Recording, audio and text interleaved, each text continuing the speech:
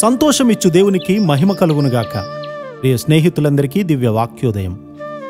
ఈనాటి పాఠ్యభాగము యెషయా 60:15. నీవు విసర్జింపబడుటను బట్టియు ద్వేషింపబడుటను బట్టియు ఎవడునూ నీ మార్గమున దాటిపోవుటలేదు. నిన్ను శాశ్వత శోభాతిశయముగాను బహుతరములకు సంతోష కారణముగాను చేసేదను.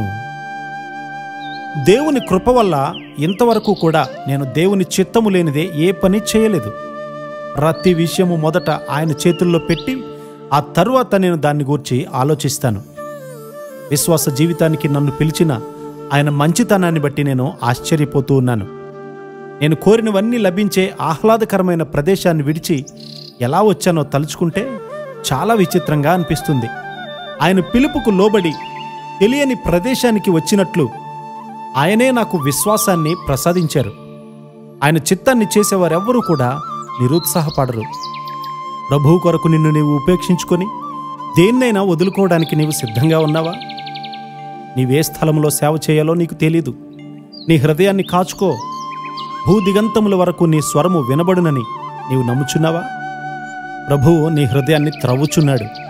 ఇదిగో ఇతడు నిజముగా ఇశ్రాయేలీయుడు, ఇతని యందు ఏ కపటమూ లేదు అని నన్ను గూర్చి చెప్పాలనుకుంటూ ఉన్నాడు. అలాంటి ప్రశంస యొక్క పర్యవసానం నీకు తెలీదు. ఆయన వాక్యాన్ని నమ్మితే గొప్ప కార్యాలు జరుగుతాయని నేను ఒప్పింపబడ్డాను. దేవుని కృపను తక్కువ అంచనా వేయకు. నీకు ప్రస్తుతం ఉన్నటువంటి చదువు గాని పదవి గాని ఆయన ద్వారానే లభించాయని తెలుసుకో.